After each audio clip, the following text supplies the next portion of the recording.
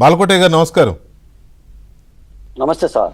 బాలకోటయ్య గారు, ఇంత జరిగిన తర్వాత కూడా ఎవరు మమ్మల్ని ఇరికించారు, లేదా ఎవరు మమ్మల్ని అడ్డం పెట్టుకొని రాజకీయం చేసి లాభపడ్డారు, ఎవరి హయాంలో చట్ట ప్రకారం ఈ చర్యలు జరుగుతున్నాయి అనేది గుర్తించకుండా ఈ ప్రభుత్వం ఏదో టార్గెట్ చేసిందనే రకంగా ఎందుకు మాట్లాడుతున్నారు వీళ్ళు? జగన్మోహన్ రెడ్డి మాట్లాడిస్తున్నాడా ఇంకా, లేదా వీళ్ళే మాట్లాడుతున్నారా? వెంకటకృష్ణ గారు నమస్కారం. నమస్తే. పెద్దల గఫూర్ గారికి, బాబ్జీ గారికి, సోదరుడు మాణిక్యాలరావు గారికి మీకు నమస్కారాలు. నమస్తే. ముందుగా మీకు ఒక మాట వెంకటకృష్ణ గారు, ఓ 4-5 రోజులు వెంకటకృష్ణ గారు ఏబిఎన్ స్క్రీన్ మీద కనిపించకపోతే చాలా మంది వైసీపీ సోషల్ మీడియా వల్ల ఆనందపడిపోయారు. అసలు పోసాని కృష్ణమురళి అరెస్ట్ చేసిన బాధ కంటే, వల్లభనేని వంశీని అరెస్ట్ చేసిన బాధ కంటే ఏబిఎన్ స్క్రీన్ మీద వెంకటకృష్ణ గారు కనిపించబోటాన్ని ఆనందంతో ఉత్సవాలు చేసుకున్నట్టున్నారు.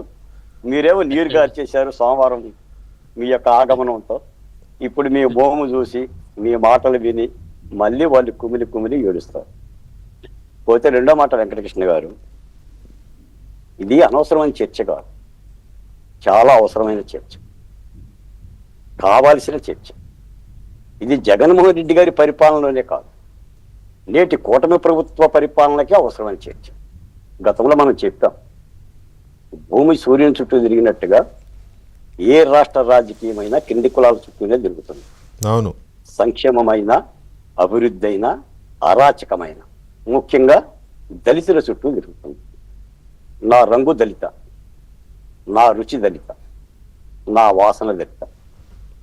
మీరు ఎన్నో గ్రంథాలు చదివారు, మనం చెప్పటం కాదు. ఏ దేశ చరిత్ర చూసినా ఏమున్నది గర్వకారణం, నరజాతి చరిత్ర సమస్తం పరపేడన పరాయణం.